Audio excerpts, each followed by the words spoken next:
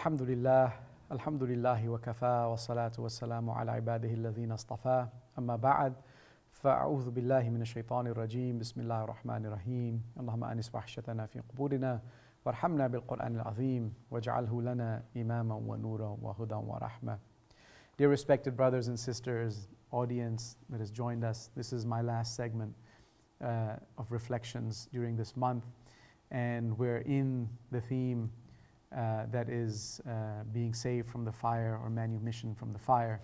And I'd really like to boil it down for us through a couple of ayats that have really touched me and were explained to me in a special way, and I'd like to convey that to as many people out there who can benefit from it. The first is in Surah Al-Ankabut, and here we're told very plainly, if we want to be saved from the fire, keep in mind that the life of this world is not permanent.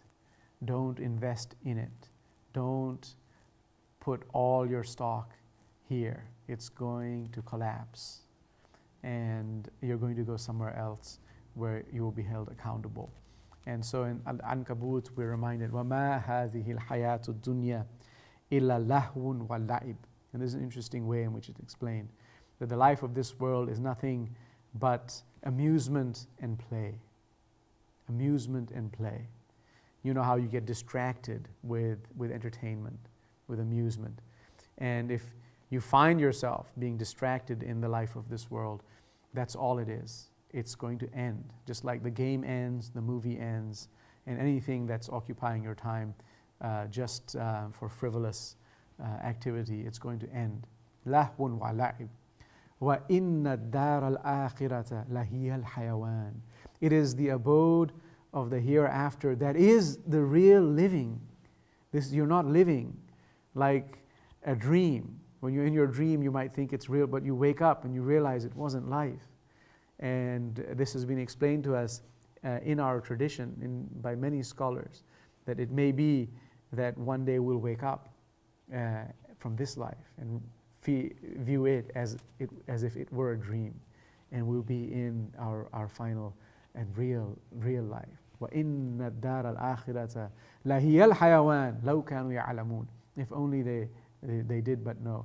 And I remember in Pakistan I used to go to many Quran lectures, and there was one, Rahmatullah Buttar Sahib. He explained a few things in his own unique way, and he explained this one as, if you think of play and pastime, you can just think of a real drama that's playing out before you on stage. The people who are acting, that's not their true selves.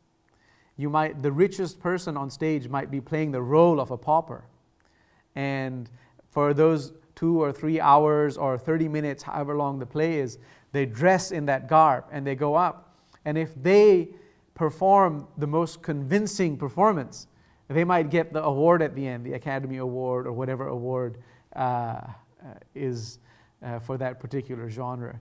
But what was on stage was not them. Their real self is what happens after the stage. And you can think of this life, the life of this world, as a stage.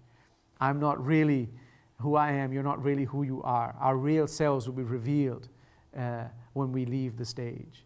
And that's when we'll know who performed the best and who didn't fulfill their role. And so we should know ourselves and know our role. That is the real living, and that will be the saving from the fire. The other place I want to quickly turn to is in Surah Al-Hadid. And here the stages of life were explained very interestingly. اعلموا أنما الحياة الدنيا لعب ولهو وزينة وتفاخر بينكم وتكاثر في الأموال والأولاد.